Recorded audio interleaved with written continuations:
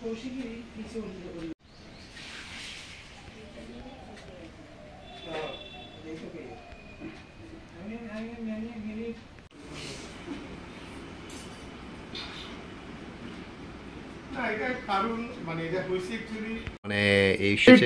মানুষের জীবনে অনেক ঘাত প্রতিঘাত আসে। আমার সঙ্গীত জীবনের বয়স না করে হলো 40 বছর হবে, কিন্তু আমি অনেকে বলেছি যে এত অপমান বা এত মনের অশান্তি এই জীবনে অন্তত গানের জগতে আমি পাইনি কখনো। সবার ভালোবাসা, একদিন ধরে গান গাইছি, এখন গান কখনো কখনো একটু শেখাই।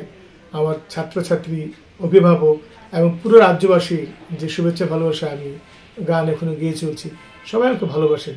কিন্তু মন কষ্টের কথা বলতে গেলে এত বড় কষ্ট বা এত বড় যে আঘাত আমার মনে হয় না যে গানের জগতে আমি কখনো পেয়েছি। না, কিছু বলা হয়নি, এখনো বলতে কিছু বলা হয়নি।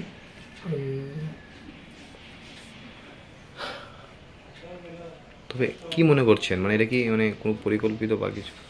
না, নিশ্চয়ই একটা কিছু তো হয়েছে, কারণ সেটা এবং হয়েছে সেটা লাস্ট মোমেন্টে হয়েছে। কারণ দুপুর পর্যন্ত হলে আমার যারা সরাসরি বন্ধুরা ছিল তারাও কিছুটা টের পেত এবং হয়তো আমি জেনে যেতাম। সেটা কোনো না কোনো কারণে বিকেলের দিকে অনুষ্ঠানের প্রাক মুহূর্তে হতে পারে। সেটা হয়তো আমাকে পছন্দ করেন না, অনেকে থাকতেই পারে, কিন্তু যিনি পছন্দ করেন না, যার এত প্রভাব, যদি আমাকে আগে জেনে দিতেন তাহলে আমি কষ্ট পেলেও এতটা হয়তো ভেঙে পড়তাম না। যেটা অনুষ্ঠান মঞ্চে রেডি হয়ে গিয়ে ওদের আমন্ত্রণেই গেছি, আমি গান গাইবার জন্য ততটা লালায়িত ছিলাম সেটা বলবো না। গান গাইতে বলে আমরা গান গাইতে বলে নিশ্চয়ই খুশি হই। এত বড় মঞ্চে যেখানে বিখ্যাত বলিউড সিঙ্গার গান গাইবেন, সেই মঞ্চে একই সাথে শেয়ার করবো, সেটা সবার কাছে একটা স্বপ্নের মতো। আমিও খুশি ছিলাম, কিন্তু কেন ওরা ব্যাপারটা করলেন আমার কাছে এখনো অপরিষ্কার। আপনাকে নিমন্ত্রিত কে করেছিলেন? নিমন্ত্রণ করেছে দপ্তরের একজন কর্মী, সে নিজেও গান করে, যথেষ্ট রেসপেক্টও করে। ও তো বিপদে পড়ে গেছে, অ্যাকচুয়ালি ও কাছাকাছি এতক্ষণ আসছিল না, যে কী বলবে আমাকে, কীভাবে না করবে সেটাই বুঝতে পারছিলাম। ওই বারবার বলছিল যে দাদা তুমি বসো, ডাইরেক্টর স্যার এসে তোমার সাথে কথা বলবেন, কিন্তু কথা বলতে আসেনি। আমি অনেকক্ষণ ঘন্টা দেড়েক বসেছিলাম ওখানে, আর বেশি হবে। কয়টায় আপনি ওই মাঠে গিয়ে? আমি মাঠে গেছি 5:15 এবং মাঠ থেকে উঠে এসেছি, মানে সৌরভী যখন উঠেছে গান করতে, সেটা কথা হবে তোর মানে 8:30 পর আশা করি।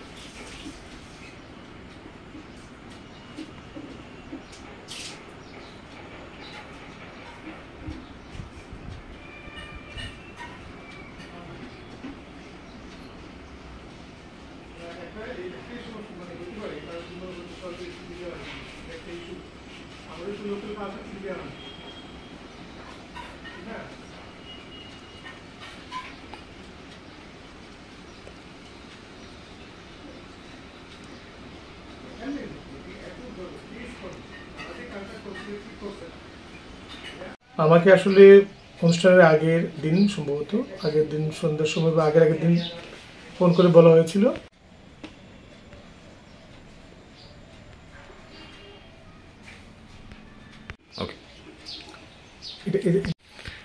আমাকে আসলে ইউথ অ্যাফেয়ার্স ডিপার্টমেন্ট থেকে ফোন করে বলা হয়েছিল যে 29 তারিখ আস্তাবল ময়দানে যে কালচারাল ফাংশন হবে সেখানে আমাকে গান গাইতে হবে।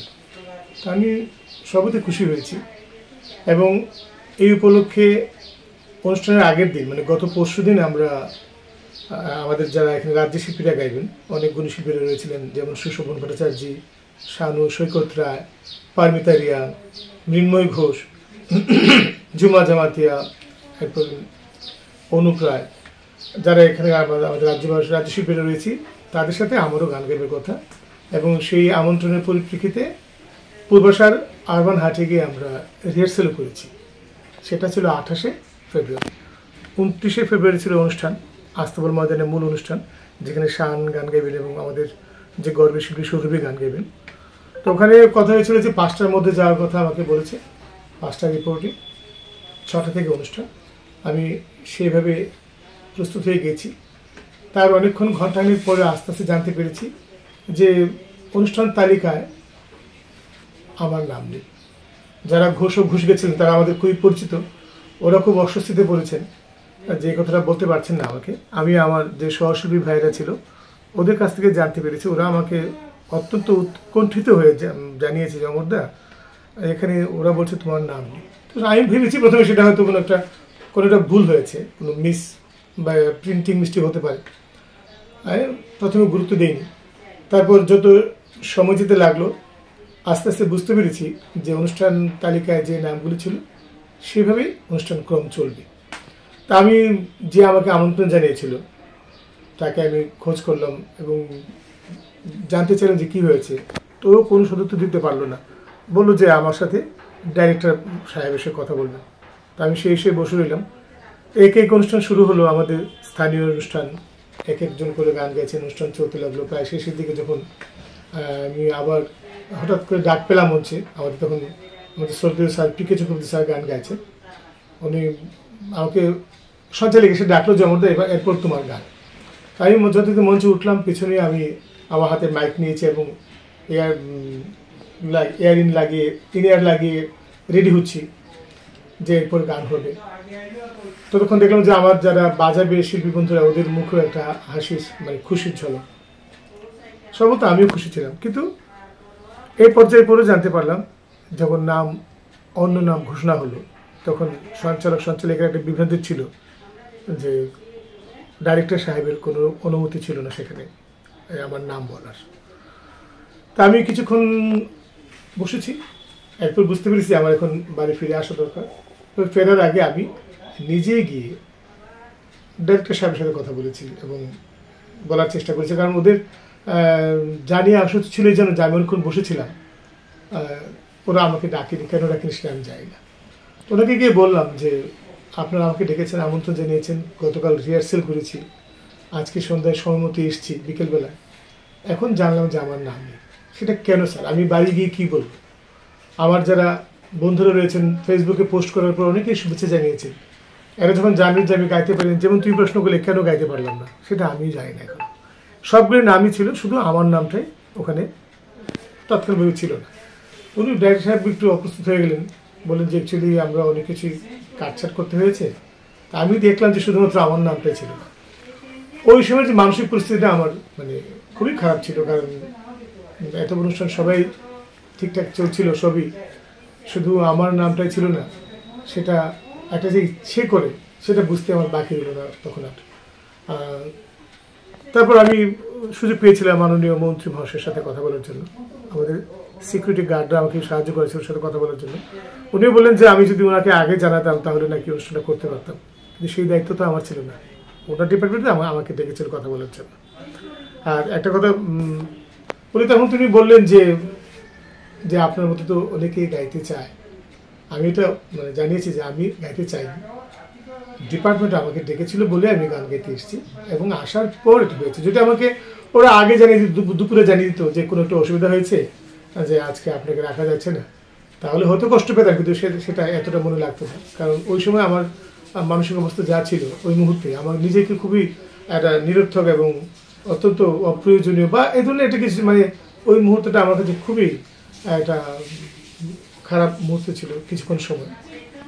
তারপর আমি চেষ্টা করছি, মাননীয় মুখ্যমন্ত্রী মশাই ছিলেন, ওনার কানেও পৌঁছানো যায় কিনা, তখন আমি বুঝতে পারছিলাম না যে আমার এই অভিযোগটা শুধু আমার জন্য নয়, আজকে আমি গাইতে পারিনি, এই ধরনের অনুষ্ঠান আরও অনেক হবে, নানা দিকে অনেক হবে, আরও কখন কোন শিল্পী এই ধরনের আঘাত পাবে সেটা যেন অন্তত কখনো না হয়।